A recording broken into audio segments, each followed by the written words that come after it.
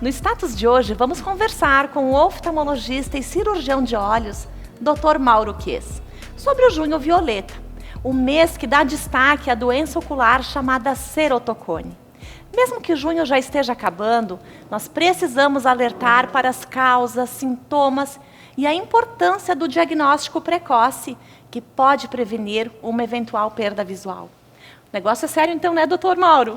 É bem sério. Tudo bem, Ali? Tudo bem, seja bem-vindo ao Status, agradeço muito por ter aceitado. Um prazer. Ele que já é nosso parceiro da Bitcom TV, agora está aqui comigo. Um prazer. Obrigado. Vamos lá, doutor. Para quem não sabe o que é ceratocone, eu também não sei, não entendo. O que é essa doença, doutora? É um palavrão quase, né, Ali, que à primeira vista assusta um pouquinho, mas o ceratocone é uma patologia oftalmológica bastante comum e está associada a um tipo de grau especial chamado astigmatismo.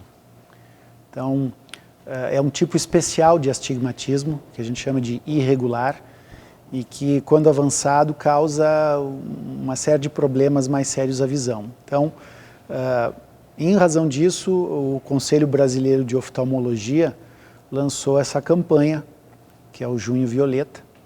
É considerado um mês de conscientização a respeito dessa patologia, então, o ceratocone. Mas, enfim, é uma doença muito comum, no passado muito pouco diagnosticada, mas hoje, felizmente, nós temos meios de descobrir até bastante precocemente se ela existe, se ela está presente ou não. Foi bom que tu tocou na palavra precocemente, porque também veio a dúvida de que idade. Tem idade para ocorrer? Bebês, adultos, mais velhos? Aonde ela começa essa doença, doutora? É mais comum em jovens. Geralmente, na infância, ela não se faz presente, não se faz o diagnóstico na infância, mas por volta da adolescência, em geral, se começa a perceber os primeiros sinais, né, e sintomas dessa patologia. E é importante ressaltar que ela é progressiva, ou seja, ela costuma ficar pior à medida que o tempo passa. E há maneiras de se frear o avanço dessa patologia, dessa doença, e outras maneiras de se corrigir os danos já causados por ela. Mas, em geral, como eu havia comentado no início, é uma patologia que acomete mais pessoas jovens, por volta dos 20 anos de idade.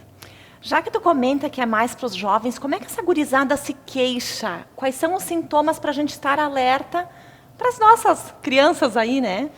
Esse é um grande problema, porque geralmente, assim como outras patologias oculares, e em geral, na área médica, os sinais precoces, as queixas são muito vagas, são muito pequenas, o que acaba atrasando em muito o diagnóstico. Então, só existe uma maneira de se fazer um diagnóstico precoce, é através de uma consulta básica de oftalmologia, onde o oftalmologista, em suspeitando da presença dela, vai então buscar, através de alguns exames mais específicos, a confirmação ou a exclusão dessa possibilidade. Entendi. E para a gente alertar pais, enfim, ou até o pessoal que nos assiste, e a gurizada, os jovens, como é que fica a visão deles? Tu consegue dar assim, alguns sinais para a gente começar a ficar alerta? Pois é, existem alguns sinais, alguns sintomas que são bastante associados ao ceratocone. Mas, em geral, todos os distúrbios oftalmológicos que causam dificuldade visual, por exemplo, a miopia, a hipermetropia, o astigmatismo, causam basicamente o mesmo sintoma no paciente, que é a visão borrada, a visão turva.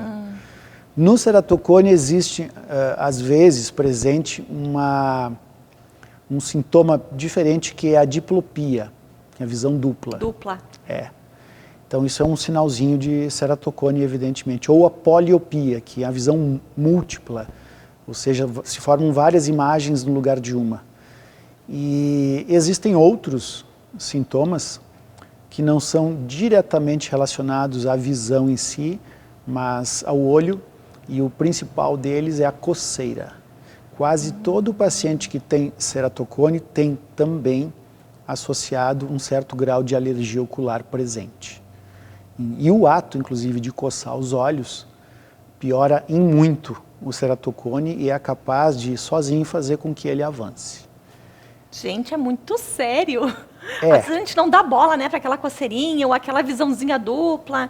É para realmente ficar alerta, né, doutor? É verdade. Então, coçar os olhos nunca é bom em nenhuma circunstância, até porque a gente acaba, não é, levando, e especialmente agora em tempos de Covid, levando algum patógeno para bactérias, né? Sujeira. Bactérias, vírus, enfim. Então, coçar os olhos não é uma boa em nenhuma circunstância. Entendi. Mesmo ela sendo uma doença progressiva, só para a gente finalizar e ficar bem entendido, ela tem cura? A gente tem como estacioná-la? Como é que é o tratamento dessa doença? Excelente pergunta. É muito personalizado, porque não existe um consenso no tratamento. Existem várias soluções e cada uma dessas soluções pode ser empregada em determinado momento da doença e em conjunto com outra solução. Então, a análise do tratamento no ceratocone é muito personalizada. Existe a necessidade de se customizar esse tratamento, inclusive no mesmo paciente, porque nem sempre o olho direito e o olho esquerdo se comportam do mesmo jeito. Claro, até por graus, né? A gente tem diferença entre um e outro, um é astigmatismo, e aí não sei o que, hipermetropia, ele vai... Exatamente. Cada um com seu... A gente costuma dizer que as metades do corpo humano não são simétricas, não são iguais. E no que diz respeito às patologias oculares, isso é bem verdade. Às vezes tem um olho que tem uma visão muito ruim e um ceratocone bem avançado, e no outro olho não. Tá, mas se eu entendi, ela tem cura então? A Sim. gente consegue zerar? Sim, existem alguns tratamentos cirúrgicos, então existe uma sequência lógica no tratamento. Se começa sempre, nos casos mais leves, usando óculos e lentes de contato especiais para essa patologia. Depois disso existem tratamentos já cirúrgicos, eu posso citar aqui 3 mais comuns, que são o cross-linking de colágeno, o implante de anéis intracorneanos e, por último, o transplante de córnea. Aliás, o transplante de córnea é um tratamento, digamos assim, bem avançado do ceratocone. Quando a gente não consegue mais, através dos outros métodos, conter a doença ou melhorar a visão do paciente, se recorre, então, ao transplante de córnea. E no Brasil, e assim como em outros lugares do mundo, a maior indicação para transplante de córnea nos pacientes é justamente o ceratocone. Tu vê, né? Muito bom ter esclarecido nossas dúvidas, ter alertado as pessoas de como prevenir, como tratar. Então, deixa aí um conselho para todos aí que estão com alguma duvidazinha em casa, os caminhos a seguir para a gente, então, finalizar. Eu acho que doutor. o conselho mais importante que se pode dar, na verdade, são 2. Em primeiro lugar, não coçar os olhos, que isso nunca é bom. E, em segundo, fazer uma visita ao oftalmologista pelo menos uma vez ao ano, mesmo que a pessoa sinta-se bem ou que presuma não existir nenhum problema. Muitas vezes, o médico é capaz de fazer um diagnóstico bem precoce e muito importante para o controle de determinada doença, inclusive o ceratocone. Obrigada, doutor. Que foi isso, muito um prazer. bom. Obrigado. Então, pessoal, previnam-se. Façam suas consultas anuais e não deixem passar coisas tão importantes para a nossa saúde.